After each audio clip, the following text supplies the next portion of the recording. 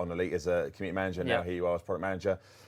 So what's happening with engineering? Lay it on us, Zach. Now, there's a lot of numbers here, chat, and Zach may have to refer to his notes, so bear with us, all right? Producer Adam has kindly given me some notes straight over here, so if you see me looking this way a lot, guess what I'm doing. But yeah, so I think the crux of it is, yes, we've seen a lot of feedback over the years about engineering. Dev team have had the chance now to look at that and sort of take on that feedback and figure out what works best from our point of view as well. And what we've got here is a sort of, we've had a look at the numbers and some of the sort of mechanics and then tweaked them a little bit, where we now think it's going to be in a much sort of stronger place, and ultimately, hopefully, a lot of you commanders will be much happier and sort of get a much cleaner and quicker experience out of your engineering. So, I think the first thing worth discussing on that is we're just going to outright increase the number of materials that you're getting across the board from various sources. So we've increased material availability at grade 4 and 5 farming locations. This is why we need notes, right? Yeah, so basically we're increasing the number of sources of materials, and in some cases the payout per source. So I believe, if producer Adam updates my notes, Adam, it's already failing me. Sorry, I'm going to give you a little peek behind the mirror here, chat. Adam's trying to give us a note, which I'm vigorously nodding, but he's not looking at me nodding to say that I understood what he said, and he's not updated Zach's notes, so it's fine. It's okay. So we can get it. Don't worry, chat. I've got a lot of numbers. So basically, in the past, I think you'd be looking at getting between 3 and 6 fragments of micro resources in total per site. We've now increased that to about 30 to 100 micro resources. So a significant increase. It's a lot more. So in terms of the number of sources too, you'll actually see crashed anacondas with more exploding canisters. Jameson's crash site will have additional scan sites too. So you're basically just going to be getting a whole lot more engineering materials. That's kind of not it though. So I see chat is already going crazy, but like we're literally scratching the surface. Yeah, I mean, should we stop? Leave it there. Should we stop? That's enough. That's enough.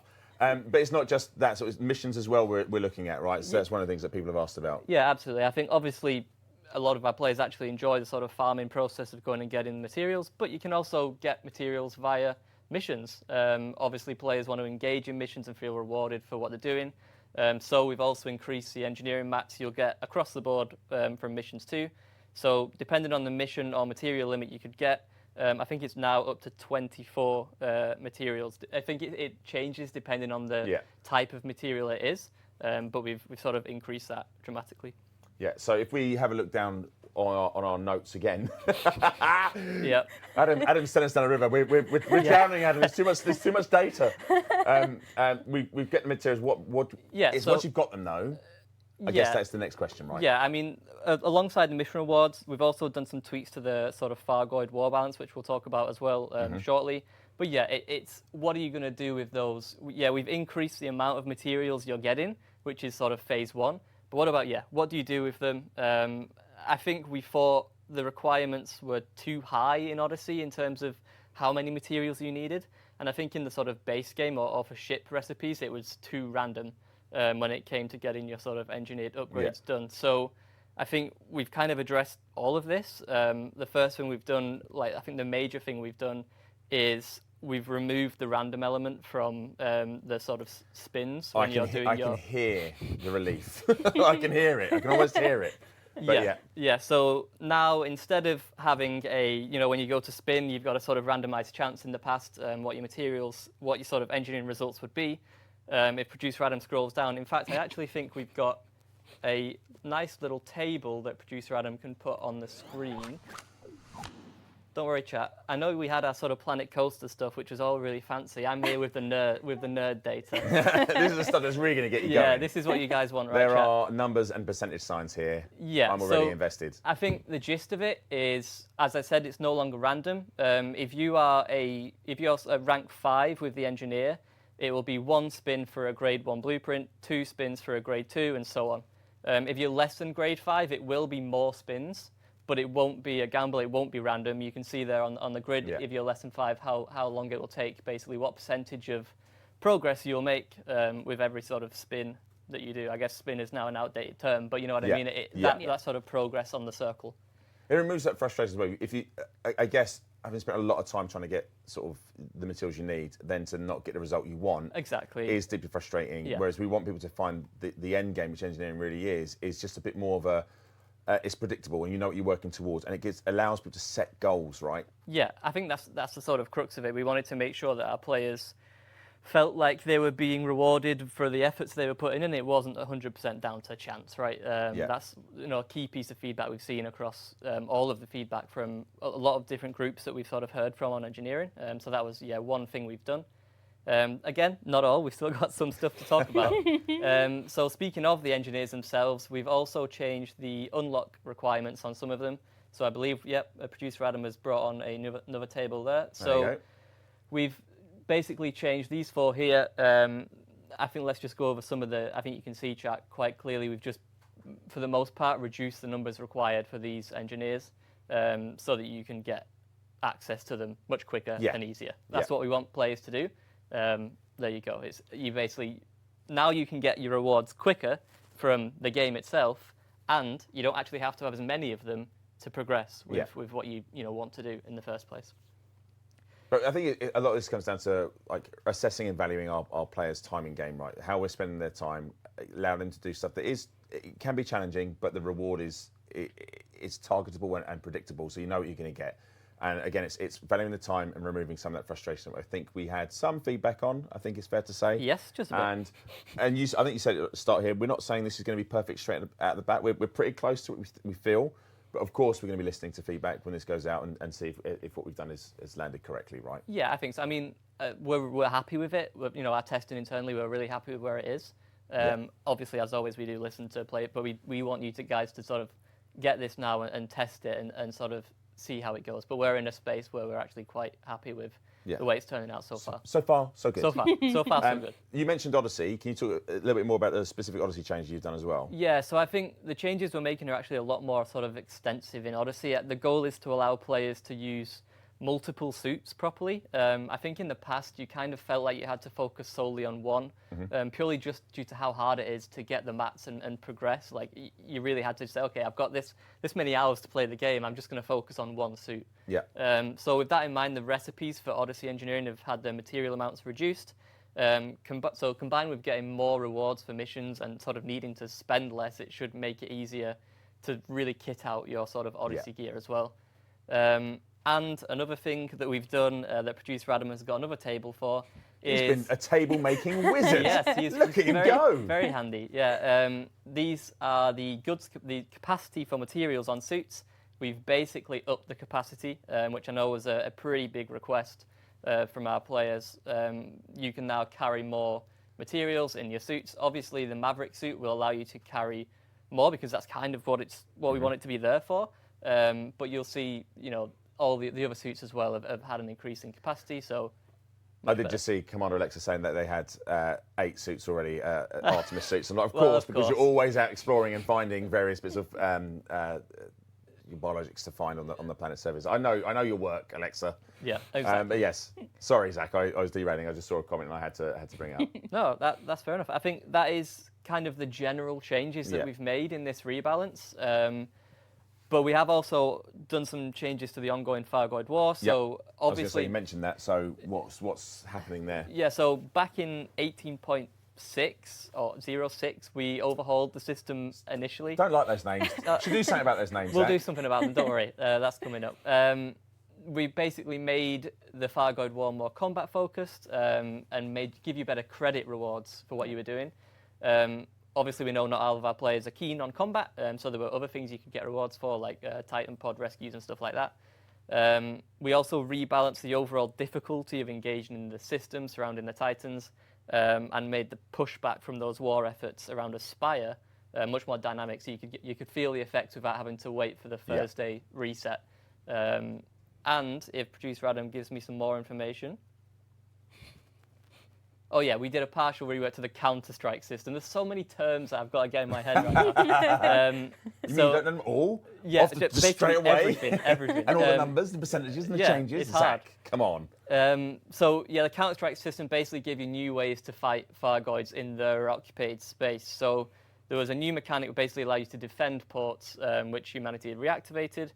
within those systems. There was actually a lot more detail into that rework. I think producer Adam might be able to drop a link in the chat right now, or the mods. Have a look at that if you want to sort of get into the nitty-gritty of the numbers we did there. But there is more. So what's changing with the next update when it comes to the Thargoid War? So as we get closer and closer to the potential end of the Thargoid War, we're making some adjustments alongside a sort of wider rebalance that I talked about to give you some more rewards engineering-wise. So from the next update, contributing to taking a Thargoid-controlled or invasion system will reward engineering materials upon system completion. So again, I'll read so I get this right. All grade 4 raw and grade 5 encoded/manufactured engineering materials are eligible as rewards. So you can also trade them down to whatever materials you need, which is really sort of important. And the sort of rewards are determined by percentile like contribution. So if you're used to community goals, it's that kind of thing. Tier 1 will get 120, Tier 2 will get 60, Tier 3 will get 18. And they're kind of picked randomly from the different categories we have, so raw, encoded, manufactured. So you could end up with 120 materials total. We will start counting this contribution from... I'm struggling. So you weren't lying when you said you'd made notes. Chat, I had no idea he'd made these many notes. I'm trying, chat. The contribution will start from the next update, so not right now, from the next update. And importantly, your contributions will not be reset with each sort of weekly reset. So that means you can basically, by contributing even a sort of small amount to the Thargoid War, you can actually receive a passive income of engineering materials. So obviously combined with the changes we've made there and the sort of general rebalance, you're going to get some really nice sort of income of your engineering materials. So I think if you want to get involved, go for Titan 4. I think that's the current target that our players are going for. So there's loads of information and great content creators out there to get you started. Right? Yes, I think 3 or 4, something like that. So, well, let's see what happens with the old Thargoids. And they're taking a bit of a pasting, and I've been asked to fly an attack. And I know, Mekan, you've asked me plenty of times. In the words of Jack Sparrow, I will do it when I find time, and also I'm waiting for the opportune moment, Sammy. So I'll do it when I can. Essentially, I'll do that. But yeah. Good. So that was a bit of a whistle-stop tour of the changes. There's a lot going on. We've been asked when the next update is. Is there anything you can share on that, Zach? Sure, yeah. So the next update, as you're probably all aware, is the Type 8. So what we're doing here is we're actually going to change how we're naming updates, like you sort of alluded to. You got ahead of us. So we're saying goodbye to calling things just outright update 16, 17, 18. Like it got a bit confusing, I think, for our sort of new and returning players to understand exactly what they were getting in this new update, right? So what we're actually going to do is give our bigger updates a name, so it's much more clear to those players. So Adam, please show us. Obviously, you might guess already, chat. The next update is going to be called, creatively, the Type 8 update. Yep. And obviously, I can tell you the Type 8 update will be releasing on the 7th of August. So nice. 1 week from today. So a week's time. Yep. Very soon. Coming up very soon. And that obviously means that on the 7th of August, the Type 8 will be available in early access via the sort of ARC store. It will also include the rebalance we just talked about to engineering, so you've only got 1 week to wait for all of that. We'll have 2 new pre-built ships, which I'll talk about in a minute, and the Python Mark II will become available in-game for Odyssey players for credits. So if you've been unable to pick up the Python Mark II so far, next week you'll be able to get your hands on a new ship, which is really great. Cool. All right, so you've mentioned the new ship. Yeah. Anything else you can share about the Type 8 is coming in? So you mentioned some pre-builds as well. So let's go through the sort of what we're calling as wave 2 of our sort of new ships and pre-built ships coming into the game. So obviously we've got the Type 8 standard, which will be the ship and the shipyard unlock, exactly the same as if you bought the Python Mark II. Have you got a picture of the Type? I mean, there's the Type 8 there. But there you go. There's a nice sort of look at the Type 8. One of my favourite ships in the game, I think. Like it's just because I said it. We're going to go over old ground here. It just looks so different. Yeah. yeah, we've talked about this on stream now for probably about an hour and a half. Yeah, I think so. but I think so. It's a great. As someone said, Tonka space station. Do you remember the Tonka? I remember Tonka. Yeah. That you're right. Actually, it reminds me of like the old Tonka toys I used to have. I love it. So yeah, that's the basic sort of model. We'll also have the Stellar Edition. So this will come with a high-spec transport loadout, increased storage capabilities, and a reinforced hull, as well as the, I think that's the haulage stripe red paint job, and the Aero ship kit. Yep. So I think that one's looking pretty cool. And then next up, if we scroll down on the notes there, producer Adam. Don't worry, I think I know this one. It's the all next. right, all right. I'm getting there now. Fancy pants. Yeah, I've got through the numbers. I've got through the data. Easy part now. Yeah, this is the easy part. So the next one is the passenger jump start. So, passenger sort of missions are, We asked a lot about passenger ships, we actually. do. We have a lot of players who, want to get involved in Elite Dangerous and just want to have a nice chill time, like sort of moving passengers bit around. Of sightseeing. Yeah, a bit of sightseeing. Yeah. So this is our passenger jump start. It's a Beluga. It's obviously outfitted for luxury long range, equipped with, I believe, an increased range SCO capable FSD and luxury cabins, and it's got the ship kit and the... Someone's put, passengers are chill. I know the passengers moan a lot. All right, sorry. Yeah, they do. You chill, the passengers can stress. You chill. Yeah, you chill. The passengers are, very enthusiastic, let's say. Yes. They're keen to be where they want to be. Yeah, and that's got the nice United Marine blue paint job. I really like it. It's almost like a ferry, if you book a cruise or something. That's the kind of vibe we're going for. And then the next one This looks cool. This is the one I was like, yeah, this is cool. Yeah, so this is the Bounty Hunter Jumpstart, and it's a Vulture. So equipped with sort of high-spec bounty hunting combat, Grade 1, 2 engineered weaponry, Grade 2 engineered core internals, Crossfire, I believe that's called, the paint job. Yep. And a nice 16-piece ship kit as well. So if you want to get into your sort of beginner-level bounty hunting and up to the sort of mid-level, here you go. I spent a lot of time in a Vulture, actually, when I was doing my combat. I still call it scabbing, when I used to go into a high-res zone, or a medium-res zone, rather, and then I'd wait for the police to do all the hard work, and I would dip in with my little Vulture and do a couple of little rounds and get the bounty. And that's what I used to, when I started out playing Elite, that's what I used to do. That's sort of like the best bit about Elite, right? Is how you can create your own gameplay. Like you can kind of approach things how you want to, and you get rewarded. So I've said it many times. There is no right way to play Elite Dangerous, just your way. And if you're having fun, then you're playing Elite Dangerous the correct way. Exactly. Okay. Just to clarify, Yep. chat was asking, when is it coming out? The 7th of August. 7th of August. A One week from today. It'll be in early access, and then I think it's early access for 3 months, and then it'll be like the Python, and then it'll be in-game for credits for Odyssey players. Yeah, right? So exactly what we did for the Python Mark II, you can expect for the Type 8. Speaking of, I believe we've got some new paint jobs coming as well on the 7th, or around the 7th for the Python Mark II. I believe this is called the Snakebite, and then we've also got the Tactical. That's the one I like. Yeah. That's the one I like. Yeah, and I think we've got one more as well. Producer Adam, thumbs up, thumbs down. Yep. So we've got a few more. These are just some examples. So, if you're just getting yourself a Python Mark II for the first time and you want to, if you're picking up for credits in game, it's there. But that's not all, though, right? This is also cool. Yeah, this is also cool. Is Producer Adam going to thumbs me up if I go straight to the next Python thing, or do we need to talk about Type 8 first? We need to talk about Type 8 first, I'm sorry. Okay, all right, okay. Back to the new ship. In fairness, you said, will he give you a thumbs up or not? And he just nodded. So he did what no one knows what Producer Adam's doing today. He's just in a whirl. He's gone rogue. He's gone rogue. Oh, he's now giving me a thumbs up. Let's just go straight to it. So, if you are a new commander, getting yourself a Python, maybe you want to get a new ship kit for it. Or if you've already got the current ship kit, maybe again you want a new one. So this is the Fang ship kit, and I think this is probably one of the best ship kits we've ever made. Just in terms of like pure visual aesthetic of it. It looks angry. It does look very Count Dracula. Yeah, and this shot that Adam's just put on, you can see right at the front we've got those little sort of fangs and the nice little headlights that you can turn on and off. Lights there, and they're functioning, right? They're functioning. We know everybody loves those ship kits, so they've got a little bit of functionality on the lights. So Fang will also be available. Still probably around the release of the next update. We'll obviously let you know fully when it comes out. That's very ominous. It looks like you do you a lot of damage. Yeah, and I think that's the point. It looks great. And then last but not least, you saw one paint job for the Type 8. I think, Adam, if you can, just sort of whiz through some of the other sort of colour variations we've got for the Type 8. That's the one that will be on the Stellar. And then we've got some different colours, and we'll have some, obviously, guys, we'll have some other paint jobs coming for you for the Type 8. Yeah.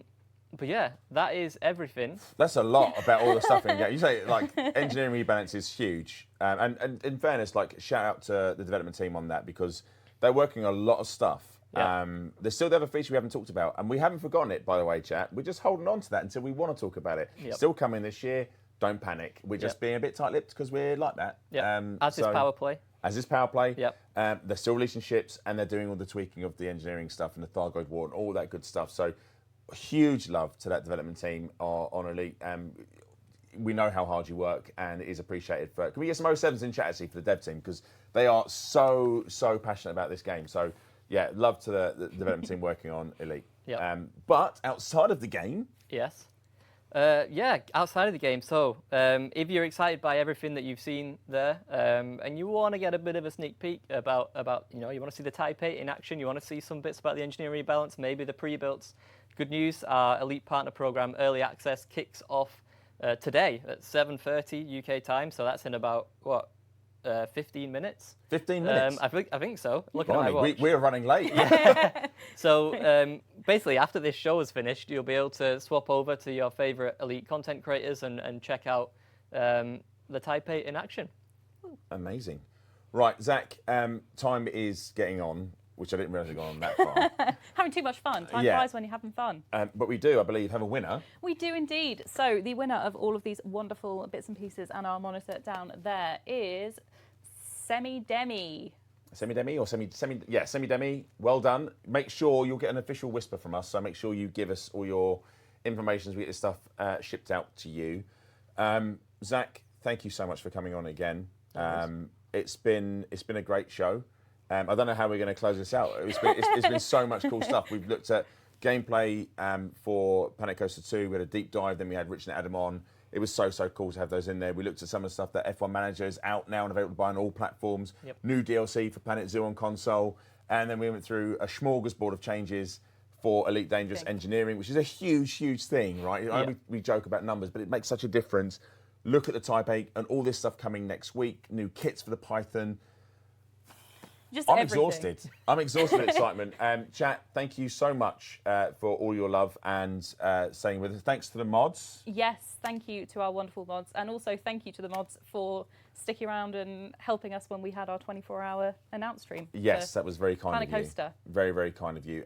The next show will be August the 28th. However, we will be doing a very special Unlocked Extra live from Gamescom. I'm a little bit terrified, chat, because I'll be going around a bit of a roving reporter with a microphone and a camera on our stand at the Planet Coaster stand, or Planet Coaster 2 stand, rather. So keep an eye on our socials. We'll let you know when that's going to be. Tune in. It will be a fun one. We'll do some silly stuff. Enjoy it. Zach, I'm sure we'll have you back on, talk more stuff, Absolutely. Elite Dangerous. As always, big love to producer Adam for all the hard work he puts in behind the scenes. And we'll see you, I'm still going to do it, on the next show, August 28th.